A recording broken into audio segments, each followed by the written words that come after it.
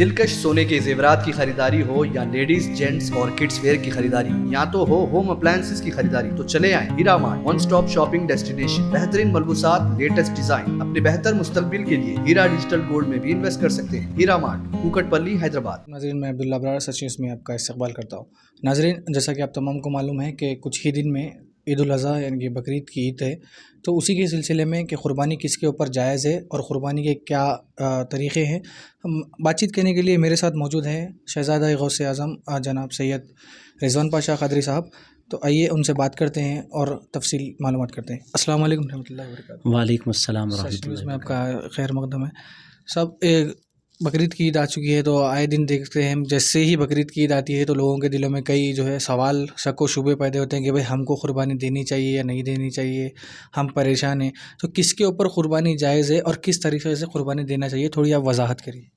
بسم اللہ الرحمن الرحیم، نحمدہ ونصلی علی رسولہ الکریم، اما بعد۔ سب سے پہلے تو میں آپ کے چینل کا اور آپ کا شکریہ ادا کرتا ہوں کہ آپ نے مجھے اپنی بات رکھنے کا موقع عنایت فرمایا۔ قربانی کے حوالے سے آپ نے دو بنیادی سوالات پوچھے ہیں۔ پہلا سوال آپ نے یہ کیا ہے کہ قربانی کس پر واجب ہوتی ہے، یعنی جائز کا مطلب یہی سوال تھا آپ کا کہ قربانی کس پر واجب ہوتی ہے۔ قربانی صاحب نصاب پر واجب ہوتی ہے۔ صاحب نصاب کس کو کہتے ہیں؟ جس کے پاس اپنی ضروریات سے ہٹ کر 7.5 تولے سونا یا 52.5 تولے چاندی یا اس کے برابر پیسہ اگر سیونگ پر ہے تو ایسے بندے پر قربانی واجب ہوتی ہے۔ زکوٰۃ میں اور قربانی میں ایک فرق ہے۔ زکوٰۃ میں مال پر 1 سال کا گزرنا ضروری ہے۔ قربانی میں ایسا نہیں ہے۔ عید کے ان 3 دنوں میں کبھی بھی کسی بھی بندے کے پاس اتنے پیسے آ جائیں جو 7.5 تولے سونے کے برابر ہیں یا 52.5 تولے چاندی کے برابر ہیں، اتنے پیسے اگر کسی بندے کے پاس آ جائیں، 20-25 ہزار اس زمانے میں بنتے ہیں، اگر کسی بندے کے پاس آ جاتے ہیں تو اس پر قربانی اب واجب ہو جاتی ہے۔ قربانی کا طریقہ کیا ہے؟ قربانی عید کی نماز ادا کرنے کے بعد جس بندے پر قربانی واجب ہے وہ اپنی جانب سے قربانی دے گا۔ یا ایک مسکنسیپشن ہمارے پاس بہت زیادہ پایا جاتا ہے، وہ یہ ہے کہ پچھلے سال میں نے اپنی جانب سے دے دی ہے، اس سال میں اپنے والد کی جانب سے دے دوں گا مرحوم، یا پھر اپنے دادا کی جانب سے دے دوں گا یا مرحوم والدہ کی جانب سے دے دوں گا۔ بہت سے لوگ یہ کہتے ہیں کہ میں اپنی نانی کی طرف یا دادی کی طرف سے دے دوں گا۔ بہت سے لوگوں کا یہ کہنا یہ ہے کہ رسول اللہ علیہ السلام کی طرف سے ہم قربانی دے دیں گے، مگر یہ بات بہت امپورٹنٹ ہے اور ذہن نشین کر لینا چاہیے کہ ہر صاحب استطاعت پر اور صاحب نصاب پر قربانی کا دینا ہر سال واجب ہوتا ہے۔ ایسا نہیں ہو سکتا کہ آپ قربانی اپنی ادا نہ کریں اور پھر کسی اور کی جانب سے ادا کریں۔ والد کی جانب سے اگر آپ دینا چاہتے ہیں تو پہلے اپنی جانب سے آپ کو دینا ہوگا، پھر والد کی جانب سے آپ دے سکتے ہیں، مگر اپنی جانب کی جو قربانی ہے، اپنی طرف سے جو قربانی ہے، اس کو آپ کسی بھی سال ایکسکیوز نہیں کر سکتے۔ ہر سال صاحب نصاب پر قربانی واجب ہے۔ جی، سب بار بار یہ دیکھا جاتا ہے کہ لوگ بولتے ہیں کہ رسول اللہ صلی اللہ علیہ وسلم کے نام سے ہم قربانی دے رہے ہیں۔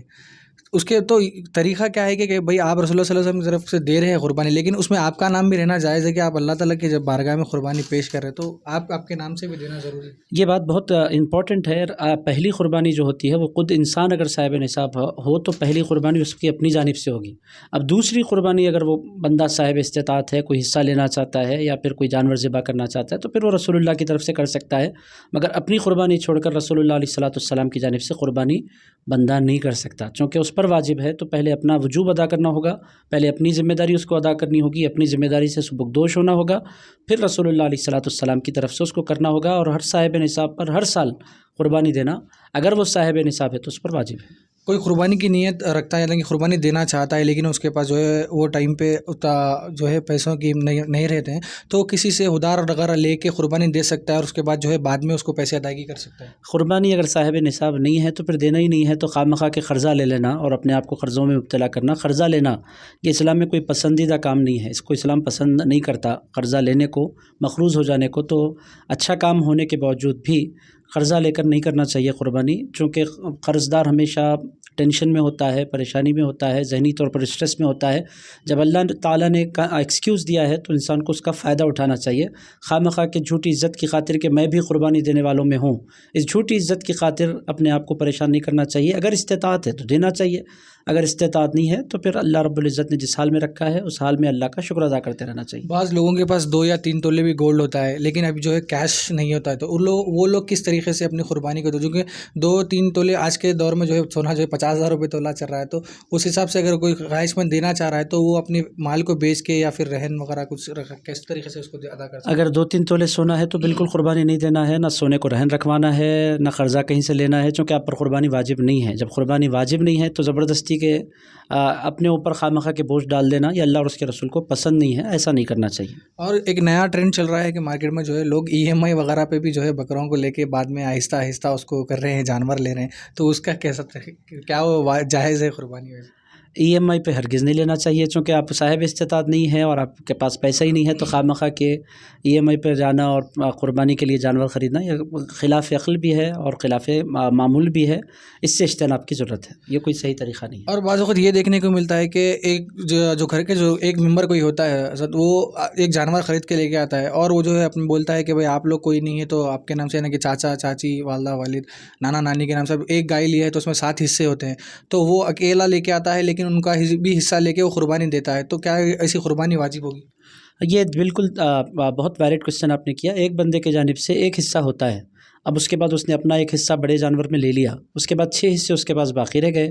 अब वो अहले ख़ानदान घर के अफराद में से जिसकी जानिब से वो देना चाहता है, अगर वो नहीं दे पा रहे हैं और वो लोग इसको एक्सेप्ट कर रहे हैं इनके ऑफ़र को, तो बिल्कुल 7 लोगों की जानिब से एक जानवर में वो बराबर शरीक हो सकते हैं और बराबर सारे लोगों को उसका सवाब पहुँचेगा। अब चूँकि इन्होंने ख़ुद बड़ा जानवर लिया है तो इनको ज़्यादा सवाब पहुँचेगा, इनका पैसा इसमें लगा है, मगर जिसको वो सवाब पहुँचाना चाहते हैं या जिसके नाम से एक हिस्सा वो देना चाहते हैं, बराबर उनको उसका सवाब पहुँचता है। और एक बात ये भी देखी जाती है कि बाज़ लोग कहते हैं कि भाई हमने जानवर जो है छोटा ला लिया है, तो अब एक गाय में जो है 7 हिस्से होते हैं, लेकिन वो कहते हैं कि भाई हम इसमें 4 ही देंगे क्योंकि जानवर जो है 7 हिस्सों के बराबर का नहीं है, वो छोटा ला लिए, तो क्या इस हिसाब से इस बारे में जानवर के हवाले से ये बात हदीस में आ गई है कि जानवर अगर छोटा है, यानी बकरा वगैरह, दुम्बा वगैरह, तो उसका 1 साल का होना ज़रूरी है। अगर 6 महीने का भी है, 1 साल का नज़र आ रहा है, तब भी उसकी कुर्बानी जायज़ है।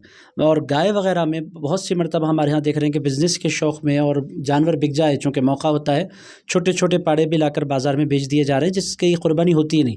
कुर्बानी के लिए छोटे जानवर का 1 साल का होना ज़रूरी है और बड़े जानवर का, यानी गाय वगैरह का, बैल वगैरह का, पाड़ों वगैरह का 3 साल का होना ज़रूरी है। और ऊँट की कुर्बानी अगर आप देना चाहते हैं तो उसका 5 साल का ऊँट होना ज़रूरी है, उससे कम अगर उम्र होगी तो कुर्बानी ही अदा नहीं होगी। तो ये 3-4 का कोई क़िस्सा नहीं है, जानवर का 3 साल का होना ज़रूरी है और उसमें फिर 7 हिस्से ज़रूर बनेंगे।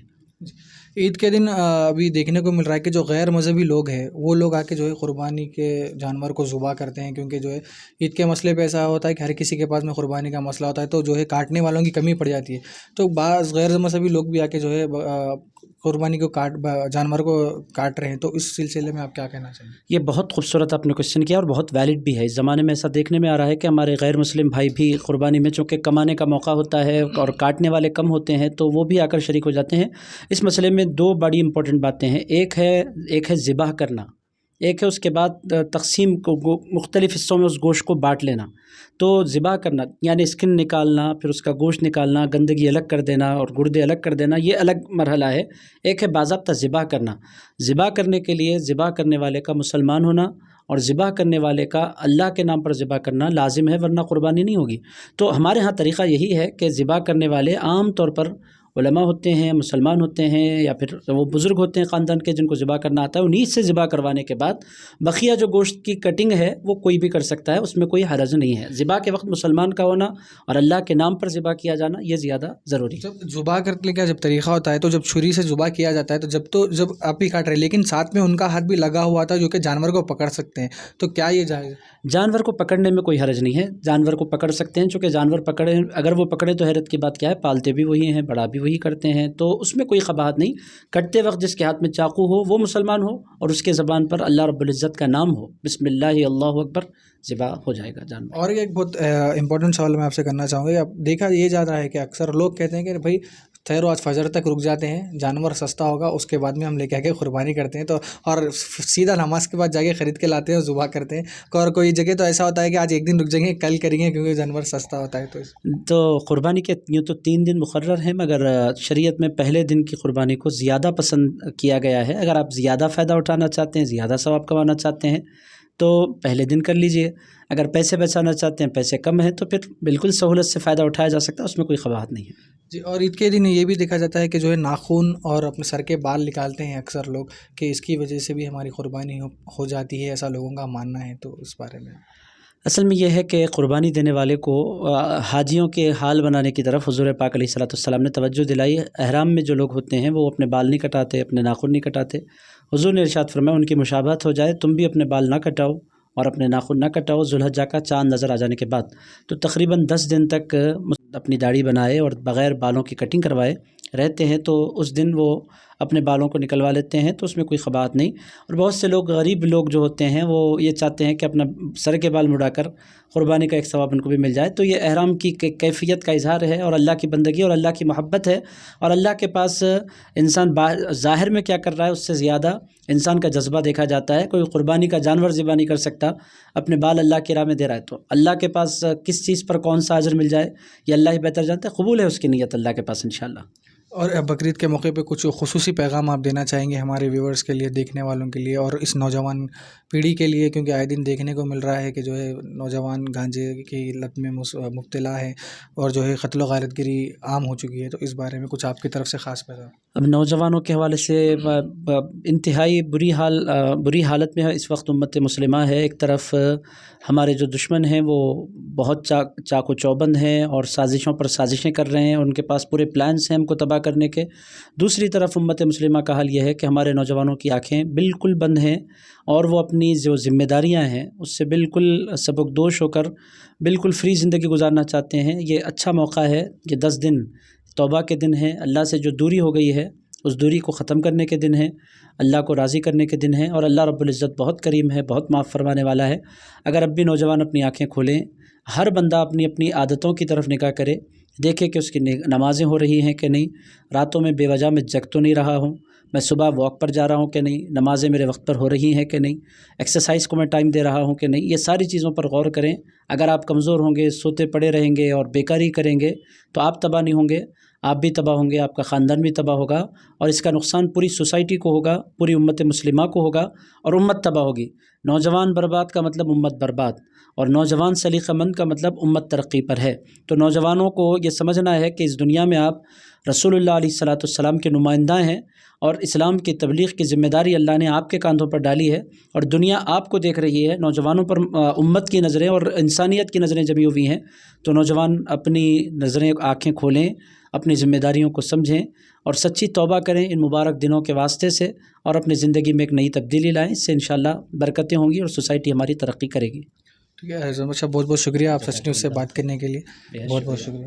تو یہ تھے جناب رضوان پاشا قادری صاحب. تو سچ نیوز کے ویورز کے لیے ہم یہی پیغام آپ تک پہنچانا چاہ رہے تھے کہ آنے والا کچھ ہی دنوں میں بقرعید کا موقع ہے، تو آپ بھی اپنے حساب سے قربانی، جیسا کہ آپ بھی مولانا نے بتایا ہے کہ آپ صاحب اگر نصاب ہے تو قربانی دیجیے، اگر صاحب نصاب نہیں ہے تو پھر قربانی آپ کے اوپر واجب نہیں ہے. تو مجھے دیجیے اجازت، سچ نیوز میں بس اتنا ہی. اللہ.